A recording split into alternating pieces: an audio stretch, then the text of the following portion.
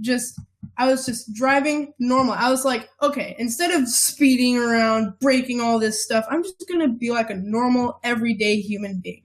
Those cops did not care. I was just driving, and very slowly. I was like 30 miles an hour. And then the cop goes by, and it keeps going. I'm like, okay, he's fine. And then starts going towards me, and I'm like, no, and then 50 other cops just start coming down the road, and I'm like, what is going on? Okay, what is happening here? Where are we? Glix, give us a situation report. Currently, we are on the planet Geekery. Be warned, our Impossibility Drive may cause distortions as we traverse this land. Impending impossibility engaging in 3, 2, 1. Hello, devoted geeks, and welcome to episode 43 of Comm Talk, the podcast extension of Geek Devotions, the YouTube show from a couple of devoted geeks who are devoted to letting people know that they are loved. I am Dallas, with me is Celeste. As you listen to this podcast, please interact with us. Send us your thoughts on what we're saying via Facebook, Twitter, and Instagram. You can find us by simply looking up Geek Devotions. Do us a favor and leave a review on Apple Podcasts comments, and please interact with us in our social medias, and perhaps you can be the devoted geek of the month. Yes, which we need to do. We do need to do that. So we're super excited about today's episode, guys, because we have some really cool, interesting individuals with us today. Ladies and gentlemen, please welcome our good friends, because we have a live studio audience, but we don't actually at all. Our friends from Consuming Fire Gaming. How's it going, guys? Hey, my name's Andrew. This is my gorgeous fiance. You can go ahead and say your name if you wish. Oh, I'm Sophie. She goes, yep. And then I'm Jacob. It's my son. And yeah, we're happy to be here. I'm glad to have you guys here with us. Yeah, thanks. So today, guys, we're just going to be talking about some stuff with video games and gaming. This is a big part of geek culture, and to be honest, Andrew's doing it right, in my opinion, in a lot of ways. Uh-huh. And so, for those of you who don't know, Andrew and his family there run the Facebook, YouTube channels, Consuming Fire Gaming. And so, with that being said, if you guys could just kind of give our listeners kind of a look into what exactly Consuming Fire Gaming is. Whew. I thought about this question when you sent it to me. I'm like, do I start with like how we got started, or basically, I'll go into what it is, and if you guys want to know later on, I can explain how it got started as well. But what it is we are a YouTube channel that mixes Jesus and gaming. Our motto is "We love Jesus, we love games, and we love you." And what we do is we live stream 3 times a week. And at the end of every live stream, we take prayer requests, and we pray for anybody who is willing to submit a prayer request, because I believe everybody can use a bit of prayer, including us. And yeah, it's basically how we run the show, and it's been successful so far. So I think we're doing something right. And awesome. You don't have to believe in God to be part of the channel. You can still watch, you can still view. You don't have to have any preferred, religion. It could be for anybody and everybody who wants to join in. We try to make it family friendly as possible. Yeah. So no vulgar language like cursing, slandering, anything like that. Yep. You will not find that on our channel. Right. That's really cool. I like it. In fact, I remember one time, Andrew, you had actually let slip a word. It wasn't necessarily anything I think most people would consider a foul word, but you had let slip. I think it might have might have said took the Lord's name in vain in some manner. Yeah. And you did a video like 2 days later to apologize for it. And, that really impressed me. Thank you. I definitely like to own my mistakes, because I know everybody does make mistakes, and I'll admit I did. And I'm like, darn it, I feel really bad. So I just wanted to get that out there and be as transparent as possible. I think that's really important for any channel, is to be transparent and not try to hide anything. Right. Absolutely. So how did you guys start, though? Like what was the genesis of Consuming Fire Gaming? Well, Consuming Fire Gaming actually started, I want to say 2 years ago. 2 years ago, yeah. 2016 is when I got the capture equipment, and I got the the mic and everything like that. I'm like, all right, what do I do? And so I'm like, well, I thought a lot about like what gaming culture was like on YouTube at the time, and still is to this day.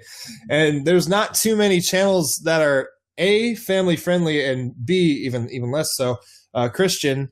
There isn't too many of them out there. So I wanted to do something like that because I was thinking of my son, who was 10 at the time. And I'm like, he's growing up. He's going to be a teenager. He's already watching some YouTubers who aren't Christians.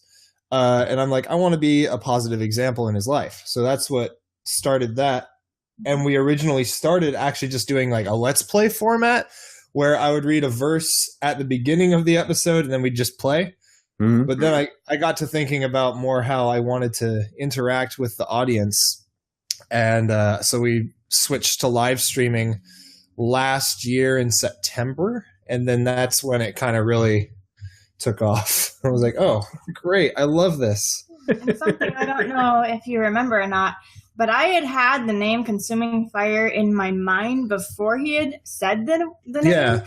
And so I told him after he had named it, I'm like, that's what was on my heart and in my mind for a while. And like, I felt like I was speaking to me saying, don't say anything, I'll ruin it. So I'm like, okay, gotta keep my mouth shut.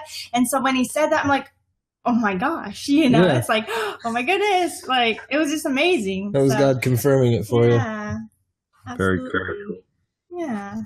So with all that, how do you incorporate your whole family involved with this? Because I know that at different times you have your son, you have Erica with you. How does that work out for you guys? Right. So you should start by saying that I am long distance. Yeah. Yeah. As Erica said, Erica lives in another state right now. I won't say where just because out of respect, she likes her privacy, and that's fine. But so we're a long distance couple. So whenever she comes down is whenever she gets to be, on the show. And then so that's how at least she's incorporated. And then Jake, as far as the live streaming goes, he likes to come on when it's a game he likes. And then he also he prefers to do the Let's Play format, and we're supposed to have a show on there called Father and Son Let's Plays, and we've done 2 episodes, but just the live streaming takes up a lot of the time, and then I just either forget to edit the episodes or I don't have time or something. But we're trying to make that work more. In fact, we have 2 more episodes already ready to go. I'm just waiting till our current series, Summer of One-Offs, is finished to start uploading them, and we're going to probably start recording again for that next month. We're currently playing Little Big Planet 3. Sweet. Yeah. So Josh, what's your favorite games to play with your dad? Oh, it's Jake. Jake, I'm sorry. What are some of your favorite games? Some platformers are good. Certain fighters are good, but I like first-person shooters. So Splatoon's one of them.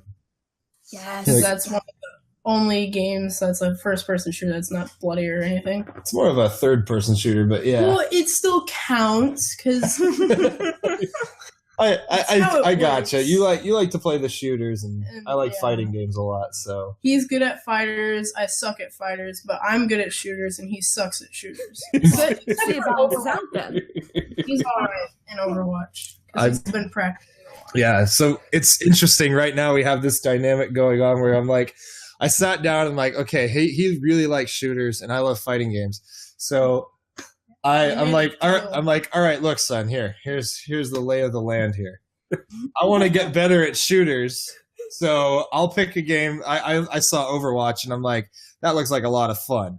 So you teach me how to play Overwatch a little better, and I'll teach you how to play whichever game you want. And he's waiting for Smash Bros. Ultimate now, but originally it was going to be Injustice 2. And I'm like... Because I like Scarecrow, the way that he plays is good. I like long-reach characters in fighter games. Right. Yeah. And, yeah, we definitely enjoy playing together as a family, though. That's awesome. The thing with Dad, though, with Overwatch, is that he never asks me for advice. He always goes to YouTube. And I'm like, we're supposed to be teaching each other. You taught me a few things while we're playing. A few things, but then you never actually do them. Aw. Cold down. I try. You do it sometimes. You taught me about the Lucio's wall run. Yeah. And I've gotten a lot better with that now. Thanks to your advice. That's awesome. That's awesome. Oh man. All right. Well, let me ask you guys this. What was all y'all's like earliest video games? And added to that, what was it that got you into video gaming? Like sometimes our earliest video game is not the game that gets us into it. But what was what was your earliest video game, and what was the game that got you into gaming? Okay. Maybe go this way this time. So, honey, why don't you start? Oh man. Okay. So start with the first part of the question, please. What was the earliest video game you've ever played? Earliest video game, I can't remember exactly which one was first. Either it was Spyro the Dragon or Crash Bandicoot. Nice. I believe it was the PS2, if I'm not mistaken. It was early 90s. The one? It'd be PS1. Okay, PS1 then. Yep. So I'm still learning all this stuff. I'm pretty new to this gaming stuff, so bear with me, everybody, please. But yeah, so that was one of my first games I ever played, and I love both of those. They're two of my favorites, due to them being the first two games I've played. So the way I got introduced to it was actually through my dad, my biological father. He is the one that had the video game console and liked a lot of different video games at the time. So I'm like, what's that? You know, it looks kind of interesting. Mind you, I was a kid that played outdoors. I was like a tomboy, getting my knees dirty and playing, mud pie stuff. So, I was an outdoorsy kind of kid. So I'm like, this looks interesting for an indoor activity that I might be interested in. So I actually played with him, and it was really cool. And that's actually one of my favorite memories with my dad, is like just playing video games together when I was growing up. So that's cool. How I got introduced to it. So yeah, it was really awesome.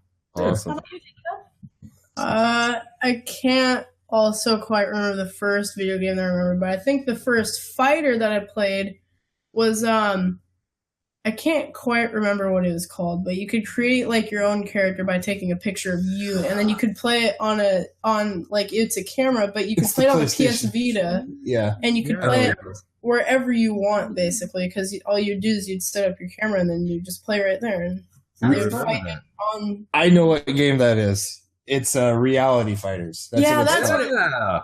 That's a good one. I remember that. I've never played it. I think I bought it so long ago. I don't have my Vita anymore, though. I don't think anybody does. Yeah. Nah. So are you finished, Jacob? Are you all done? Yeah. Okay. And then for me, my earliest game, the first game I ever played was Super Mario Bros. On the original Nintendo. Yes. And it was all because of my grandpa. He had the system, and I was like probably 3 or 4 at the time. And when I walked into like his back office kind of room, he had it set up, and my 2 cousins were playing. And I was like, wait, they're pushing this thing, pushing buttons on this thing, and the guy on the screen's doing stuff. I'm like, I was floored. I was like, this, I need this. Where can I get this? And then it was so crazy because after he passed later on, that was what he gave his he gave the regular Nintendo to me and my brother with all of the games that they had, which was quite a bit. We had Zelda 1 and 2, Mario Bros 1 and 2. We didn't have 3, unfortunately, but that wound up being my favorite later on. Oh gosh, I can't remember every game, but there were a lot of them. Like a whole box. I was like, this one looks good. Let's try it out. So I guess my grandpa's what got me into gaming, and then my first console I ever owned was a Sega Genesis, and it had Sonic 2. So that was my first video game I ever owned, and that's why I've been a big fan of the Blue Blur ever since. That's it. Yeah. So that's funny that Sonic was the first one that got you into it, because when I was like 7, I got given a Game Gear. My mom did not know what this was. She was like, here, it does stuff. And it had Sonic, and I played the mess out of it until the batteries died. And then remember what it was called for years and years. So then after that, it was Donkey Kong Country and Super Mario Brothers. Donkey Kong Country is awesome. Still haven't beaten it. Oh my gosh! Not yet. We got a whole walkthrough on our channel now. You can go watch it. You have no idea how aggravating it was for Celeste to watch you blow through that game in like 2 hours. I remember you guys commenting on that. I'm like, oh my gosh. I think I literally jumped off the couch when you jumped past that barrel and then skipped the whole level that we've been stuck on. Like, I was like, oh my God. Oh man. I could tell you. I was like, when I first discovered that secret, my dad got us a Super Nintendo when we were kids, shortly after my mom and stepdad got us the Genesis. So he got us that for while we were there, and he got the guidebook for Donkey Kong Country. And I'm a big collector. I have them over here, but I'm a big collector of guidebooks. And so when I saw that, I was like, wait, what? You can... Okay, Dad, we got to try this. And so we did. It took us a while because he would jump too far over. Right. It's like, oh, wow. So the precision and everything that it took. There was some good memories with that. It was really funny. You know what's cool about that, though, is when you first did that, I went and looked it up to figure out why didn't anybody know about this. And we had before that guidebook that you had came out, the only mention of it was in the what was that?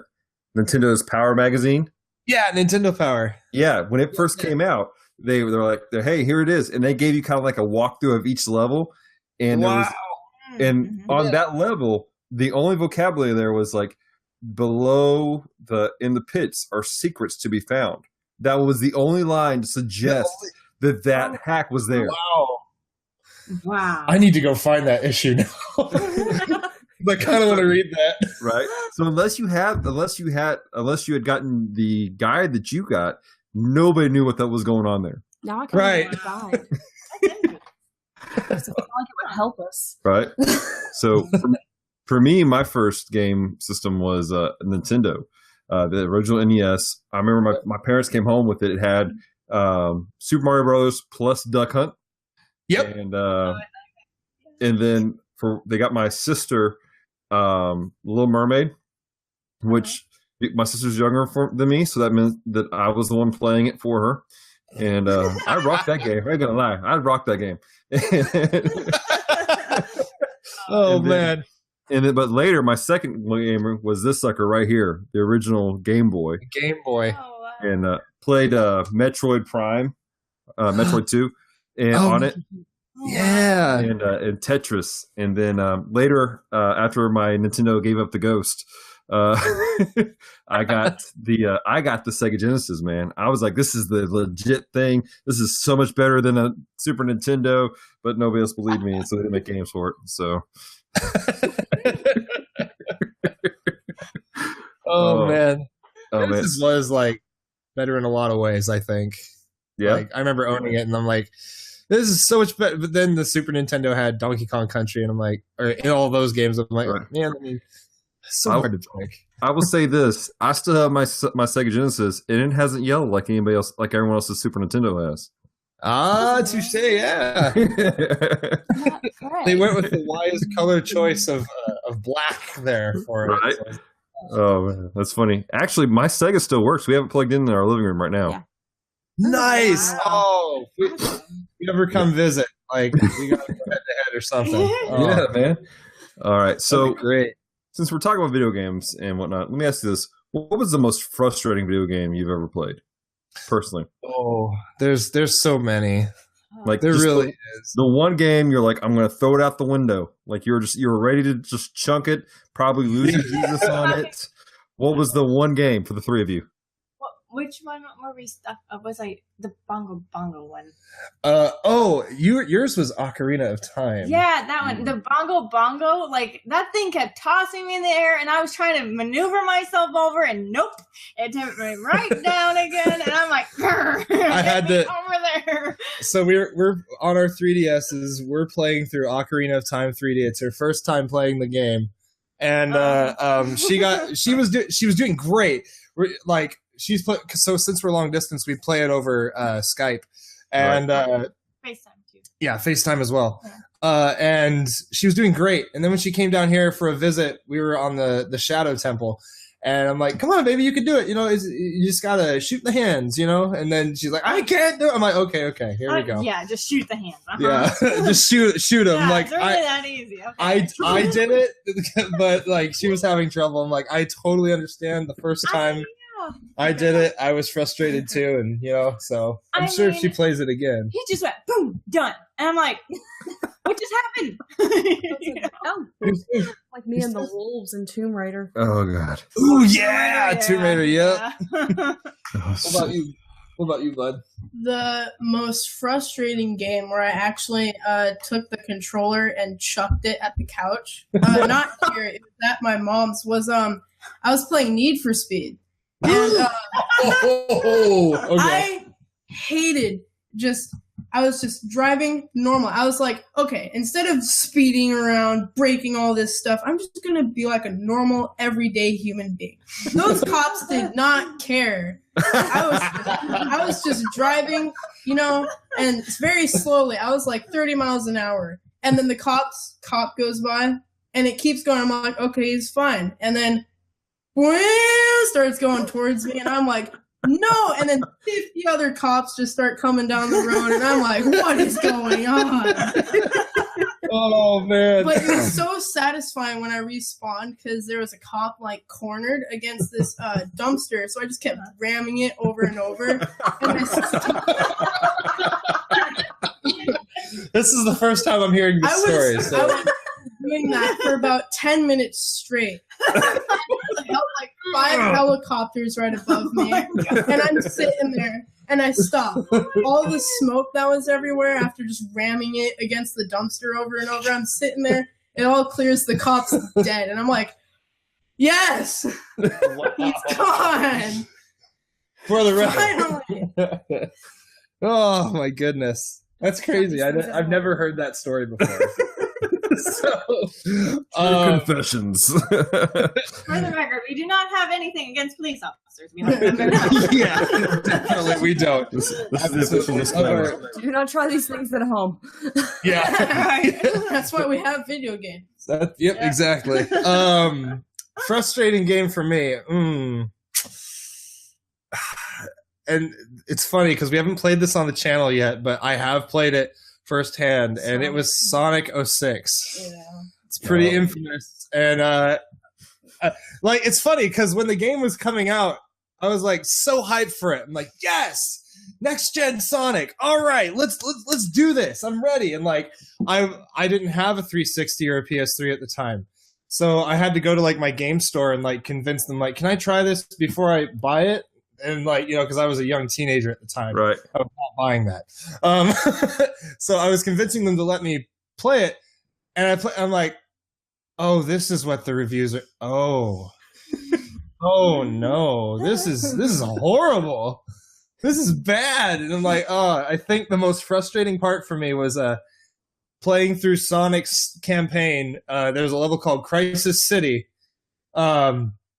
And there's a section at the very end of the game where you're running from this tornado of fire.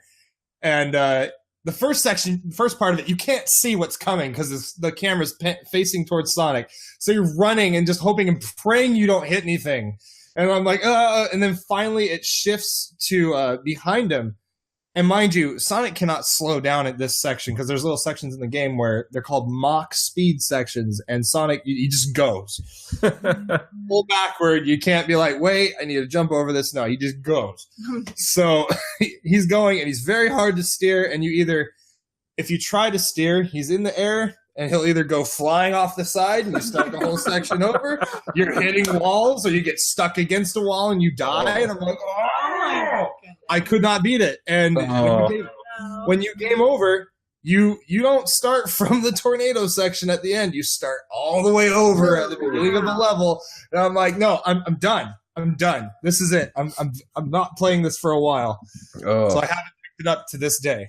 I own it. Like, I have it right now. And one day, I'm thinking next year on Sonic Month, which is in June, I might play it next year and try to beat it. So look forward to that. Oh boy, I'm looking forward to it myself a little bit. What's yours? The most recent one is Tomb Raider. Mm. We got which PS system is it? It's an Xbox 360. Okay. We got the Tomb Raider for Xbox 360. Clearly, I don't know a lot. And Yeah, doing pretty good, but there's this one section where these wolves are like attacking, and I can't get far enough back to shoot them with my stupid bow and arrow. And it won't let me use the axe on my hip. It's not an axe. It's a bludgeoning weapon, okay? Something I can pick it up and hit it with, and it won't. I hate when games do that. Like, you have this thing, and then it's like, no, you can't use that yet. You have to use this because we're trying to do Wow. something. Like, Doesn't matter that these wolves are in the way, and you can't make this thing stronger because they're in the way. So that, and it like the wolves got my neck one too many times. I was like, nope, I'm done. I think what frustrated her the most is I walked in the midst of her frustration. I picked up the controller and killed the wolves in like 2 seconds. Like, here you go. No, that didn't frustrate me. What frustrated me was coming back after you did that. There was one wolf, I didn't get. and it killed me, and I had to start again. I was like, nope, I'm done. oh, you gotta love those moments. Oh man, Just done. for me, I think my biggest frustrated one. There's been several, but most recently it was Flashback, the Quest for Yes. Identity. I was playing on Sega. Still And- didn't pick Yeah. that one up again. And I have the legitimate like cartridge, but I was streaming it to Twitch, and so I was doing a ROM, and so I didn't have my saved game, and I'm pretty far in the actual game itself, and but I haven't played it probably. I'm gonna probably say I haven't played it since I was probably 15, maybe 14, Been a while. and I'm 33 right now, and so it's been a minute, and so but the problem is they don't explain the controls to you at all. And so I'm like, you're walking forward, like, how do you jump? How do you do this thing? I died so many times. And it's not like every, like, I appreciate the fact that, like, you go from, like, screen to screen, everything's contained in one screen. And so it's not a traditional side scroller. Right. But, like, if you die, you start the whole level over again. It's so bad. Yeah. Oh, one of those. Yep. Oh, There's no. this one clip that Francisco had done for me when I was playing on Twitch. And I was running, and I was you're supposed to run and jump and hit this one ledge. I died at least 20 times just trying to make this one simple jump just to get to a cut screen. Oh my Are you kidding me? gosh. It was ridiculous. Yep. The one jump. I hate those. It was frustrating to watch.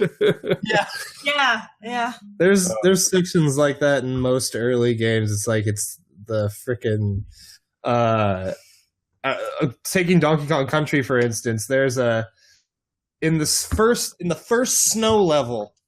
There's this section at the end with these barrels. You have to shoot from one to the other, and there's like it gets progressively harder. You start the barrel spins slowly at first, and then you shoot to the next one. Spins a little faster. Shoot to the next one. It's spinning, but then there's a bee in the way. You shoot to the next one. And then, like, there's two bees. It's ridiculous. Unless you know about this one shortcut, which I didn't know about until, like, maybe a few years back. And I'm like, this would have saved me so much frustration and anger. Oh, Right. my gosh. Those bees are no joke. Mm-mm. Yeah. I remember in the new Crash trilogy, Insane trilogy, Yeah. you were on one level with a bridge, and you kept like falling down. Oh, that one. Yep. in the bridge because you were trying Mhm. to get the apples, and it was like so out of the way I that he kept. I take back my original moments, and I'm moving it to this one now. She just reminded me. The original Crash Bandicoot, Road to Nowhere. That level. That was That's my new one. I just remembered. Thank you. Oh my gosh. That's funny. That game though is really awesome for a remake. I mean, that is a really well done remake, And it's on the Switch now. and it's one of my favorites because that's like my childhood, like It's your childhood. family. So yeah. Yeah. Oh man. Yeah, that one's my most frustrating. I take back my original. All right, so let me ask you guys this question. What is the one game that you can always go back to? You know, it's the game that you get bored or you're tired and you're just like, you know what? I'm going to go back and play this one game you've played 100,000 times. What is that one game for all three of you? What's your answer? You can go first, Jacob. No? Not yet. Okay. He's got to think about that. You want to go? Sure, I can go. Okay. Because, as mentioned before, Crash Bandicoot is one of my favorite childhood games. That's definitely one I can go back to. And like I said, like, the remake is awesome. So it's like I could go between the remake or the original. Mm-hmm. And they all have their unique, you know, artistic differences and everything. So I can definitely go back to either one of those.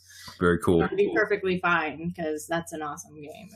If I could ask you a question, dear, about this, which of the three original out of the trilogy, which one is your favorite? Good question. You like all of them? Yeah, I like how you can, in the new one, I like how you could play Coco, because as a kid, I always wanted to play her. So, like, anything Coco's in, I'm really excited about. Just any of the levels she's in, I'm like, yeah, pick Coco. So, as long as she's in it, I really don't care. You know, all right. Have you you want me to go next, or are you still thinking? I can go next. Okay. It depends on what mood I'm in. Like, if I'm thinking, okay, well, I want to see if I can try and beat the spot that I'm on in Assassin's Creed Syndicate, I'll try it for a little bit, and I'll get bored of that, and I'll be like, okay, I'm just going to play Call of Duty or something. And I'll play that for a little bit. I'm like, you know what? I'm bored of this. Now I want to play Fortnite. And then I'll play that, and you're like, okay, I'm done playing games now. I'm just going to walk around the house and be bored. That's cool.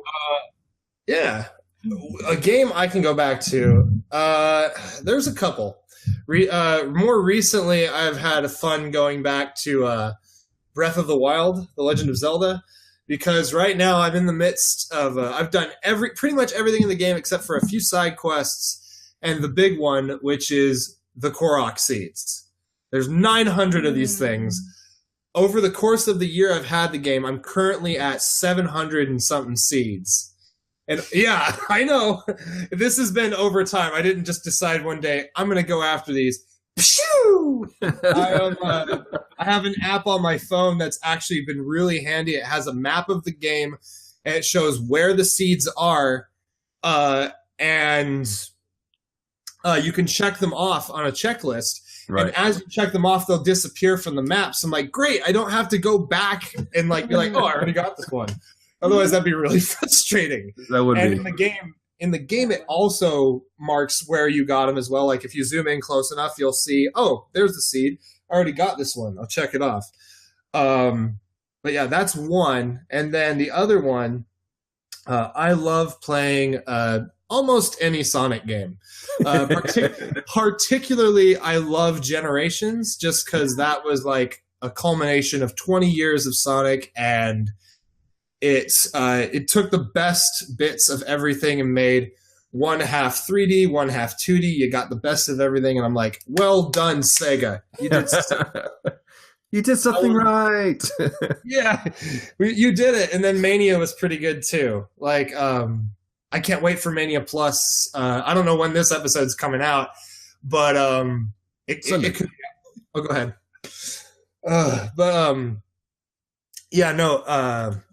Mania Plus is like a little add-on. I'm looking forward to playing it. It's going to be great.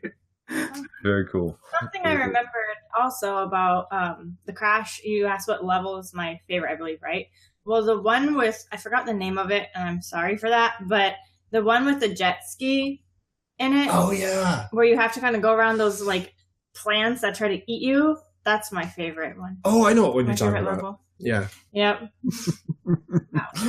Very cool. I vaguely remember it. Yeah.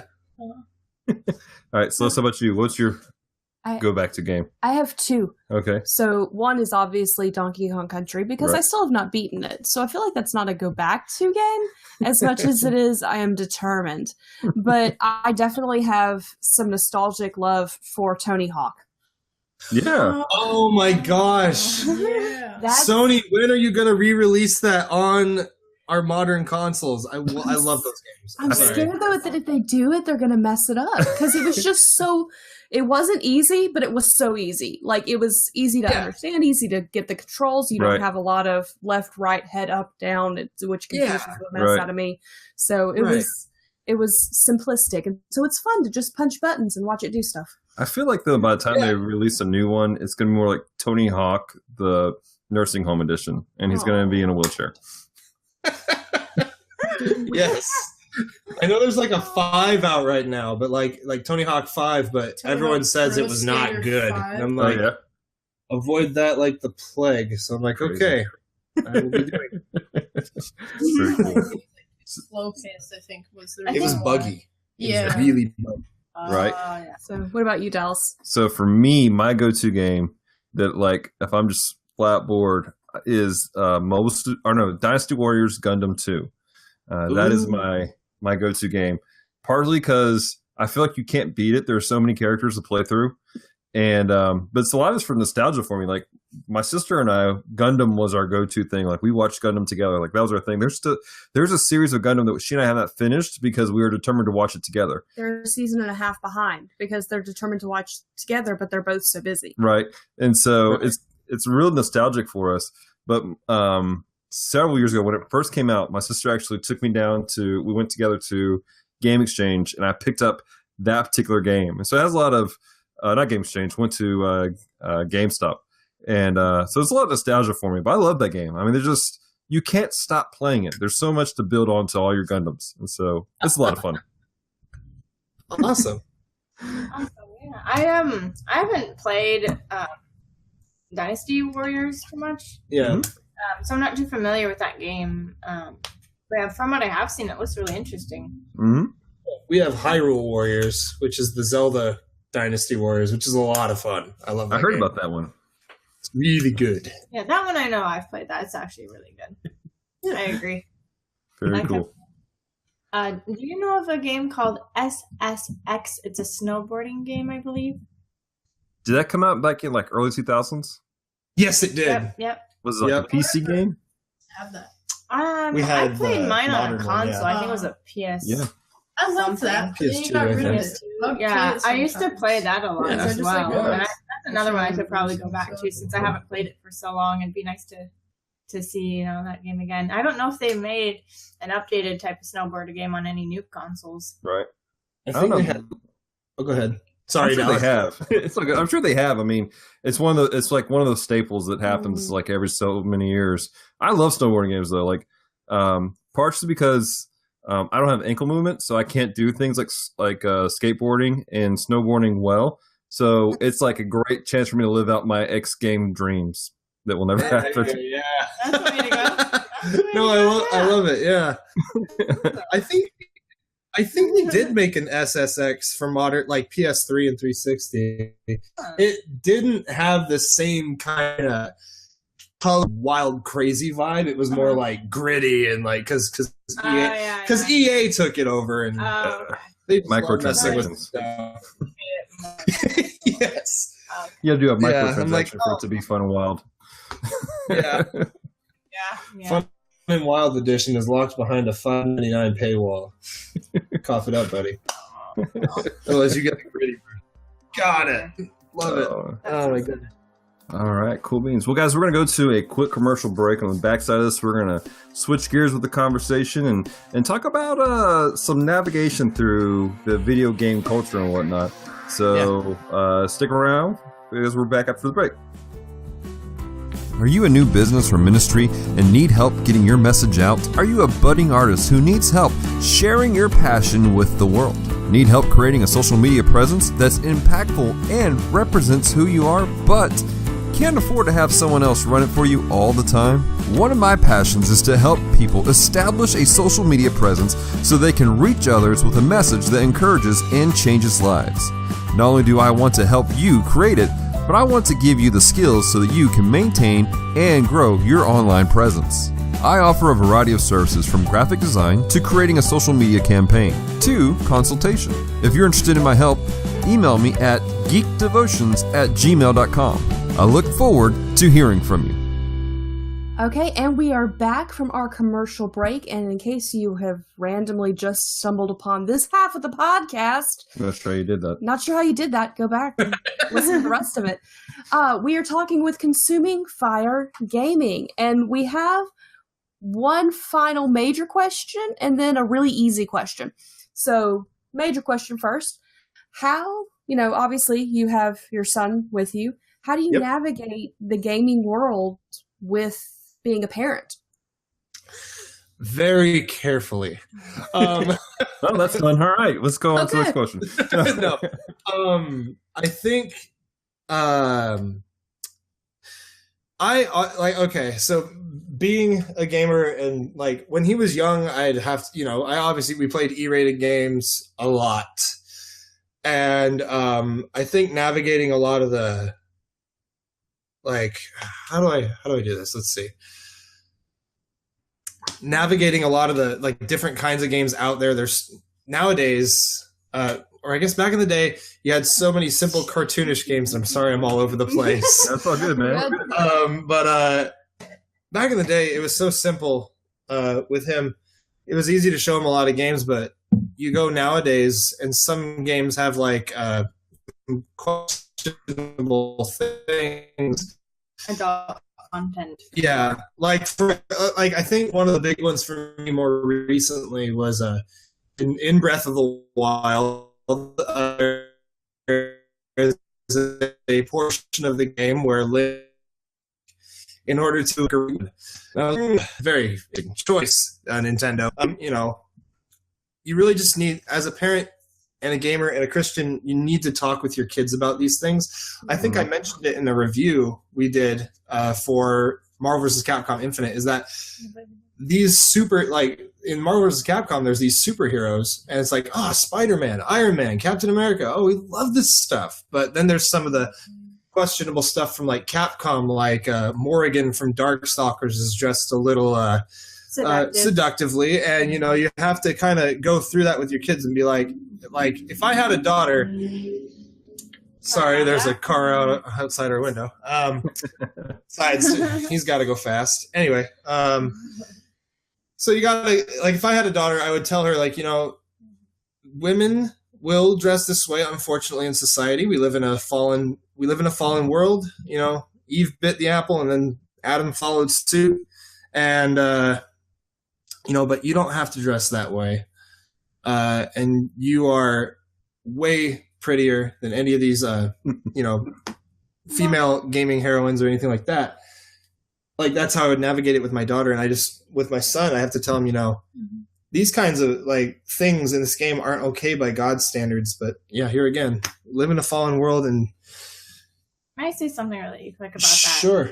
So telling your daughter you're prettier than these gaming characters is degrading those women, I feel like, even if their characters are not.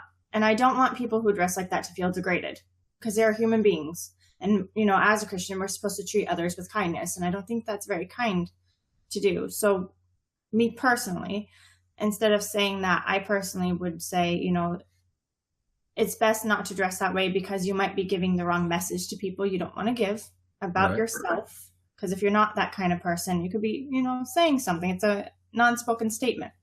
Yeah. So if you want to not give that message to people and you want to say, hey, I'm not that way, then don't dress that way. Something like that, instead of picking people out that dress like that, because obviously they need God, they need to be loved and told that they're valuable, because a lot of people who do that, from my experience of dealing with people like that, they don't feel good about themselves is why, or they don't get the attention they're desiring is why they dress like that. Now, not everyone, but a lot of people have that issue. So saying things like that might make them feel worse than they already feel. I think you're right about that. Thank you for helping with that. Yeah. You're welcome. So, just think, I'm trying to help you see it from maybe a different perspective. Yeah, absolutely. Yeah, absolutely. Yeah, I think that helped a lot. Very cool. So maybe going about it that way, possibly. Yeah. If you want to, it's up to you. Yeah. Right. Yeah. No, I agree with that. And more. No, go ahead. Yeah, and then things you just kind of have to roll with the punches too. learn about the games your kids are playing. I think it's important to know kind of what's trending out there, like Call of Duty. Call of Duty. Fortnite's more of a... Fortnite's more recent, but definitely Call of Duty you've been playing a bit more, and I'm okay with you playing it, even though it's M-rated, because I've raised my son. If he asks a question, I'm not going to try to, shield him from this stuff. Like, look, for example, Call of Duty World War II, I think it's great because it's got some historical value to it, and you can learn some of the history aspect of it. And I think that's great because... one of my favorite Call of Duty games is World War II. Yeah. Cool. He's going into that, and I think that's great for schooling, but really you just got to kind of learn about what they're playing and be there as a parent to teach your kids. Be there. So what advice do you give to parents? Because you used to, back in the day, it was like, by back in the day, even just in the last 10 years, you had your staple go-tos, like, okay, you got a small kid, get them a Nintendo, because Nintendo's always a family-friendly company. But as of late, with the Switch, they're releasing stuff like Doom and other games to the Switch, a Nintendo property. So it's one of those things where you can just go, all right, Nintendo, all right, you're good to go. In the Christian world, we used to make a joke about, it's Spell Records. Yeah, it's a good CD. No, it's not always. No. It may not be good quality, but exactly. So what do you do? How do you help navigate that with parents? I cannot stress enough to learn about the rating system, definitely, because you'd be surprised how many parents just walk into a GameStop and be like, Halo's the big thing right now, so buy him a Halo game. And that game, it's like it's rated M for a reason. Yeah. Right. It may be fun, but you gotta look into what your kid, like I said, you just gotta look into what. Yeah, because if you don't want your kid knowing about you don't want them knowing about all that language, you don't want them seeing all that blood and stuff, then don't get them those games. Yeah, and use. They even at GameStop, they have a little pamphlet now that what the rating. It's just at the front desk, and it'll tell you the ratings of each game and what they're meant for. And it's like at GameStop, everyone can play it. That's why it's E, because E for everyone. Right. And that's cool. Yeah, and the most important thing, especially if you're a Christian parent, is to seek God about it and use discretion. And if you're feeling convicted about, like, maybe I shouldn't let my kid play this, maybe I shouldn't even be playing this, then trust God with that, and do what God tells you to do. Right. But I also think that seeking wise counsel within the a fellowship environment would be good. Maybe not necessarily at a church specifically, because some people, have issues with that, what they've been through. So maybe not a church setting for some people. Maybe some people can go there. But I think definitely seeking out as Christians, fellow believers, so we can follow our faith. And maybe somebody might have a different, viewpoint than we may have, or be able to help us, with strengthening our faith in that way, as well as seeing from a godly perspective where we might not on our own. Yeah, absolutely. Yeah. So have you guys ever had an opportunity to talk to parents who maybe are making not wise decisions? Let me give you a great example. I used to work for Hollywood Video years ago. I don't know if you guys had those over there. Oh yeah, we did. Mm-hmm. Yep. Sweet. They had a game crazy too. I loved Hollywood Video. Hollywood Video, if you're listening, come back. Please.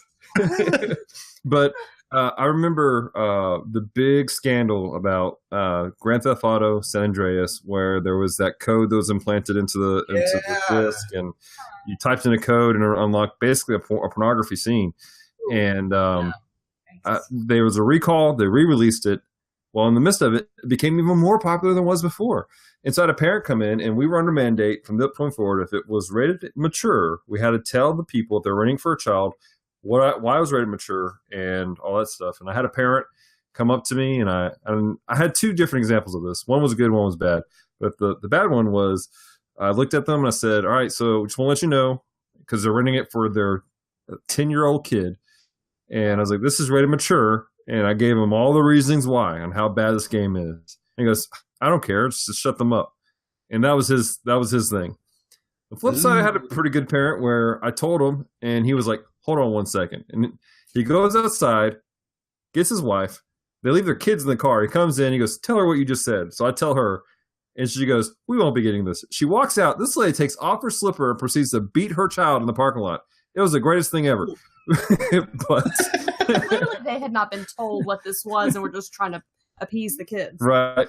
Yeah. So I appreciated that. But have you guys ever had that happen where you're in front of people who are making poor decisions?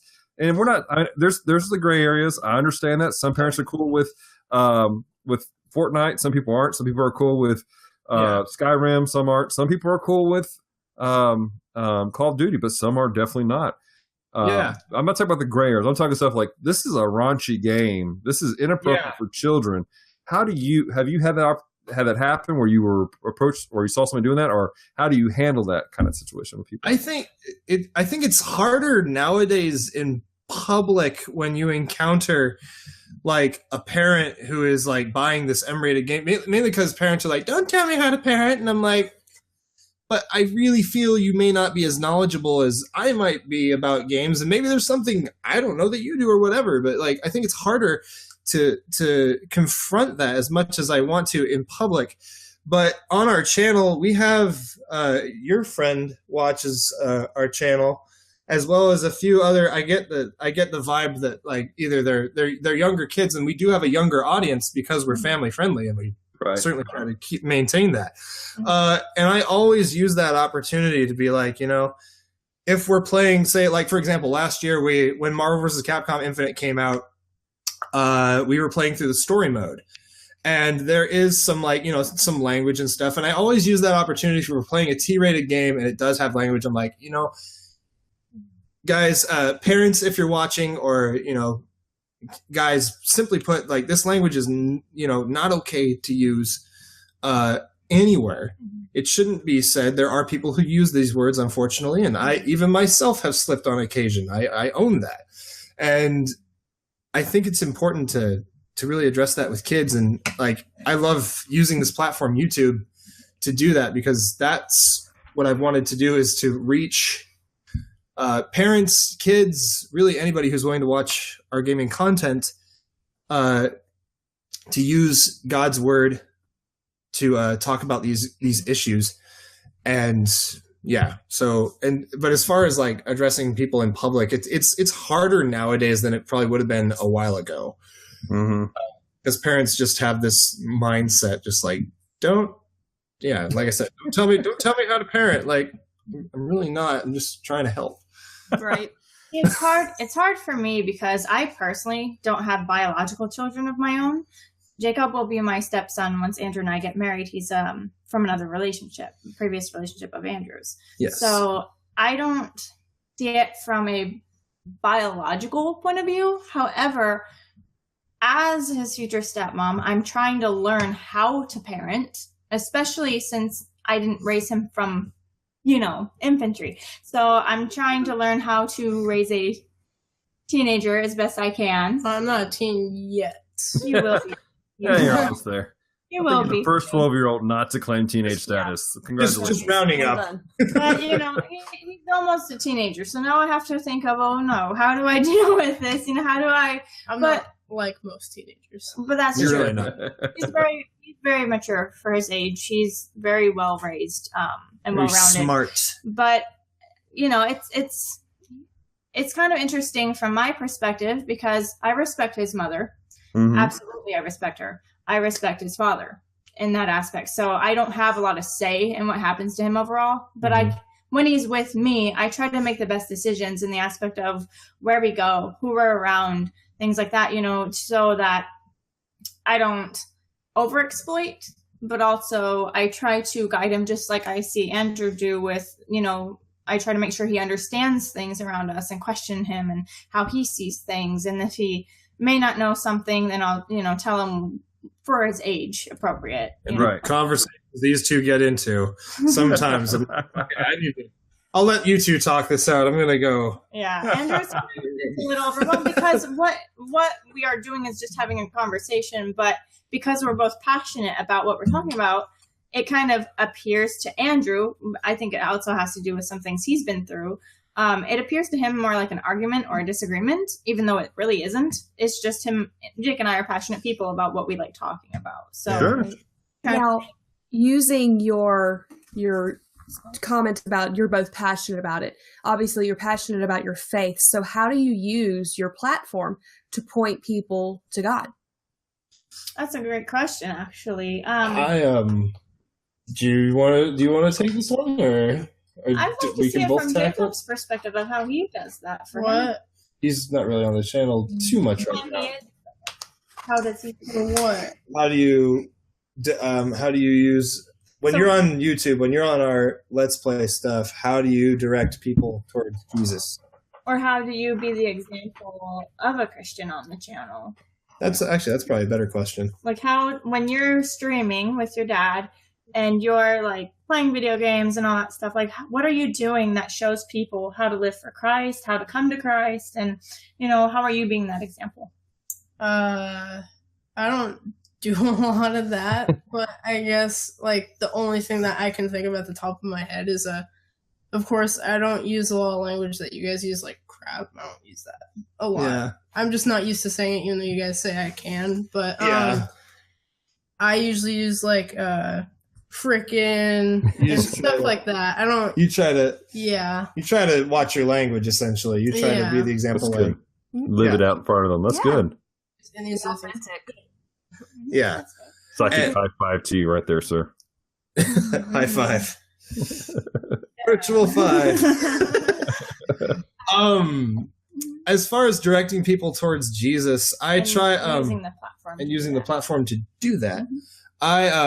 We use the power. We believe in the power of prayer, and that it can do anything. We always try to tell people, if you have your prayer requests, please submit them to us. And ultimately, like, I'm not afraid to answer questions on the channel, like deep questions. I'll answer as best as I can, because I think, as I stated, I think I said it earlier, but I'm no Christian is perfect. I will never ever try to tell somebody I have all the answers, because I don't.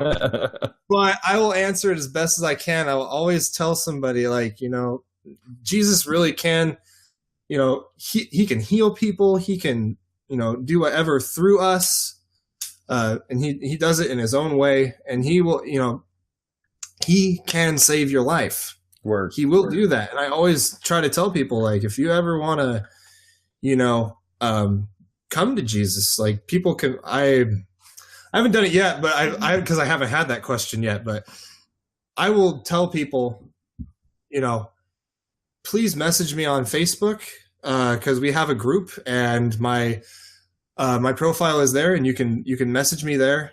I'll be happy to talk to anybody about how to come to Jesus or help them come to Jesus in any way. We just haven't had that question yet. But we love our fans so much, and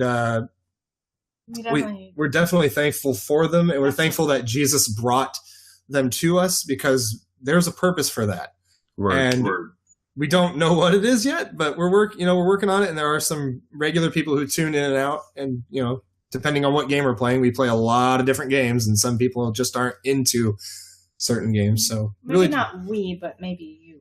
Me, you, everybody. We all play different games. Oh, you said we don't know what it is yet. But sometimes I do have intuitions that have been right, that God has revealed to me. And sometimes, I've been wrong here and there, but, I believe that, God, I'm very connected to God in a lot of ways in my life. I see things in ways that a lot of people don't, that he reveals to me a lot. So I can kind of see things from a different perspective than most, which is, I think, God's gift to me. Or I like to think that anyway. I'm still it's kind of a gift of discernment and knowledge. And so I think that helps a lot in that aspect. So when I said it's not necessarily we, I mean, sometimes I am given information before something will happen so that I can help, that God wants me to help in that way, So I think that's what I meant by not always. Word. Right. Cool. I like it. Well, let me ask you guys this then. How can people get in touch with you guys at Consuming Fire Gaming? Where can they interact with you guys and all that stuff? Because we like what you guys do. Yeah. And a big part of what we do at Geek Devotions and Comm Talk is we like to promote other people. That's a big passion of ours, is to promote other folks. So how can people get in touch with you guys? We have, wow. Let's see, where do I begin? Well, obviously we got our YouTube channel. That's where the main part of our ministry is on YouTube, and you can do that at youtube.com/ all lowercase, all one word, by the way, Consuming Fire Gaming. So youtube.com / Consuming Fire Gaming. That's where we are on YouTube. Please feel free to subscribe and click the bell. That will keep you notified. Spell out consuming. So for people. Consuming? Okay. Yeah. In case maybe it's not there. You don't know for whatever reason. It's CON. Okay. SUMING. I had to see it in my head. Right. There we go. So there's that. We have a Facebook group. We have a Facebook page too, but I don't post on the page as much as I do in the group. Mm-hmm. Right. And then the name of the group. The name of the group is Consuming Fire Family. That's what we call our fans. They're the Consuming Fire Family. Mm-hmm. Which our fans helped us name. Yes, by the way, they did. Really awesome. That's really neat. I think Francisco had a hand in that. He's like, we need a name. I'm like, yeah, he did. He instigated it. Okay. We did a poll. Yeah, we did a poll, and everyone decided Consuming Fire Family. I'm like, I like it too. So we have that group. And it's on Facebook. There's a search bar. You can search Consuming Fire Family, and in parentheses put official CFG fan group. And that should literally put it as the top result. You'll find it. I'm pretty sure you could probably just put in Consuming Fire Family as well. Yeah, you do that. In fact, earlier when we were looking at, we're getting prepped for the show.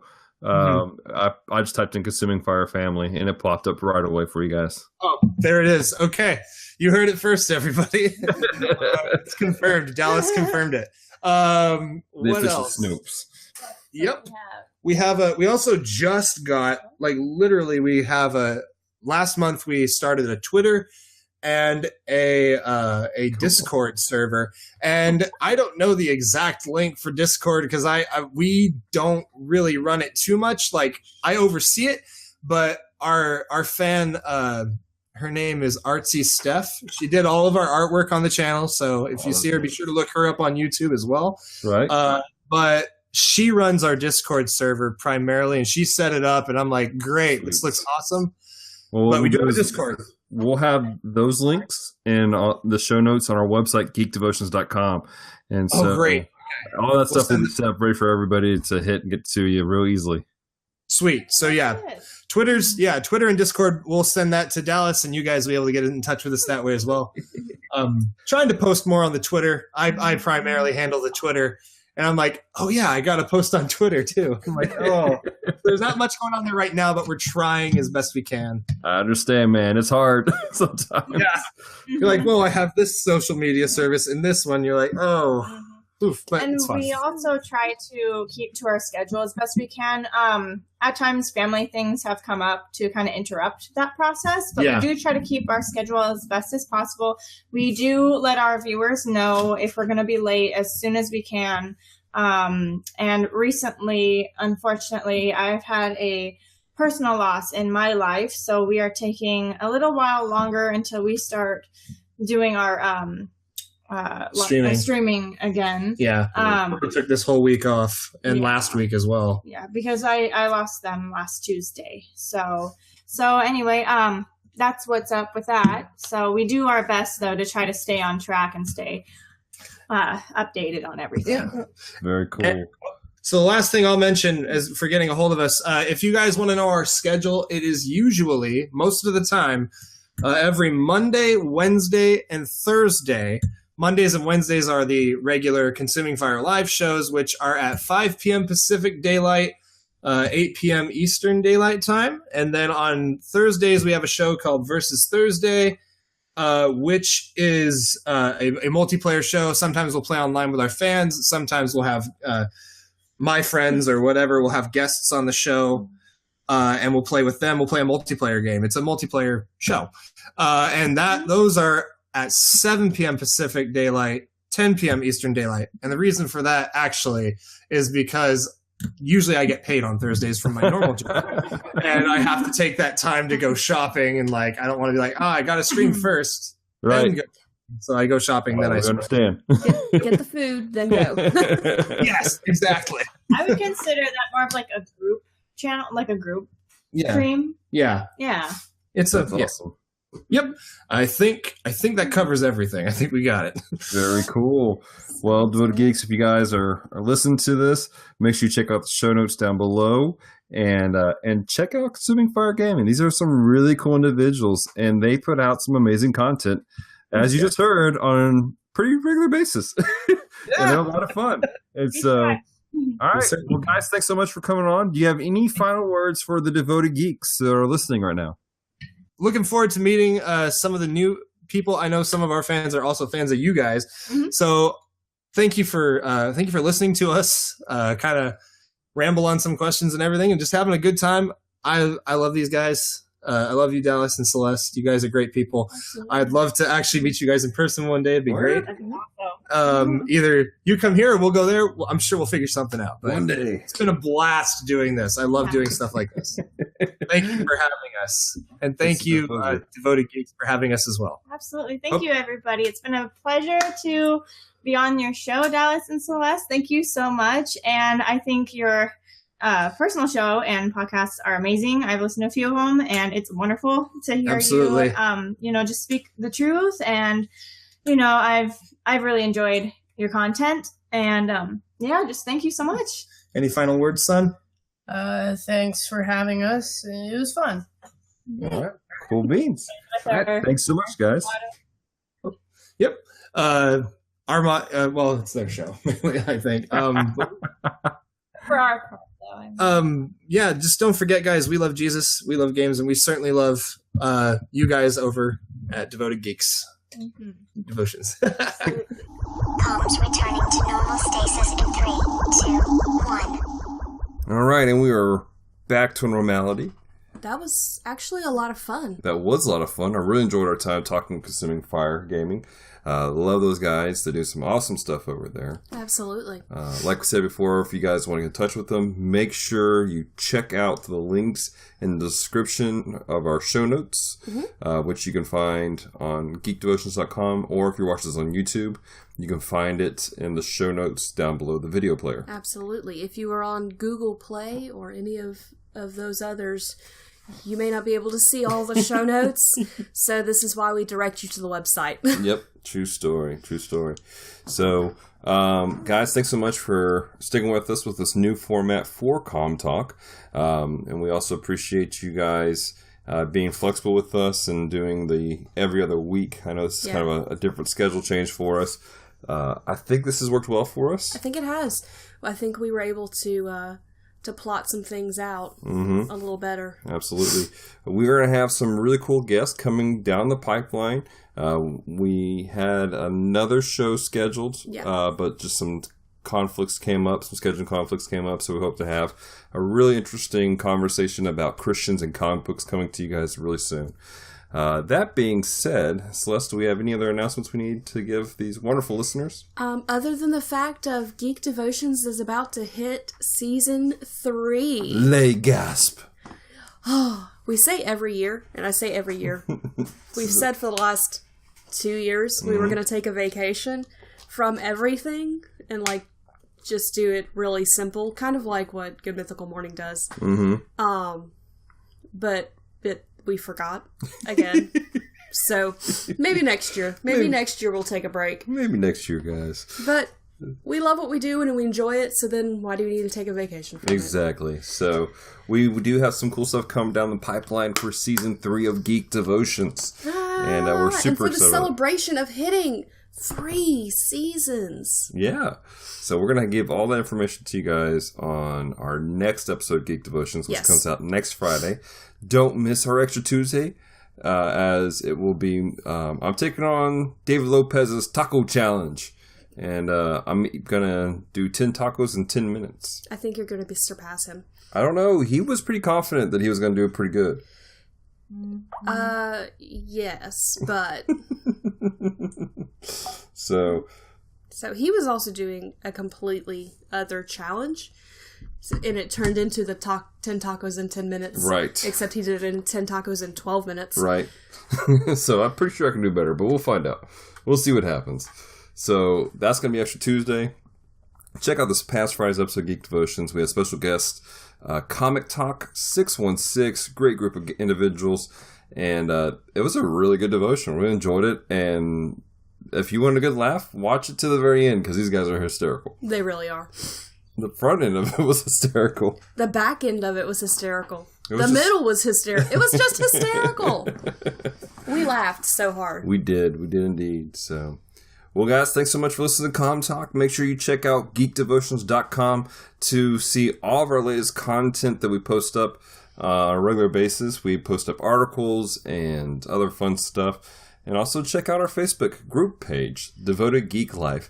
I will tell you this, for the 3-year anniversary of Geek Devotions, you will need to be a member of Devoted Geek Life to take part in some of the things that are happening. They get special privileges. They do.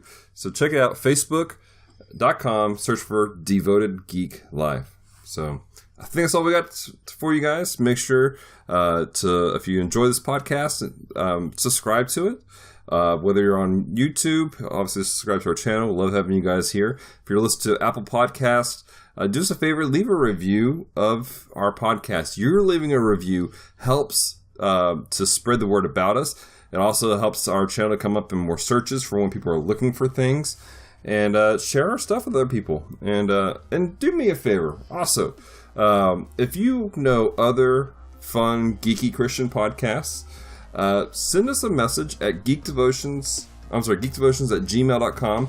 We'd love to check them out. Yeah. We are always fans of finding other geeky ministries that are out there. We know we have friends over, obviously, at Consuming Fire, Geeks Under Grace, our friend Francisco Ruiz and Paul Powers over at Retro Rewind Podcast. Paul J. Powers. So check all those things out that we just said, because we just plugged them. But also, let us know about some other ones. You got anything else to say, Celeste? I think we're good. Y'all stay devoted. Peace and love.